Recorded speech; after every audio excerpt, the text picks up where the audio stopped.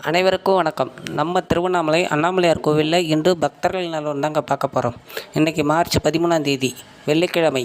நம்ம காலையில் வீடியோ பதிவு பண்ண நேரம் பார்த்திங்கன்னா 9 மணிலேருந்து 9:30 இருக்கும்.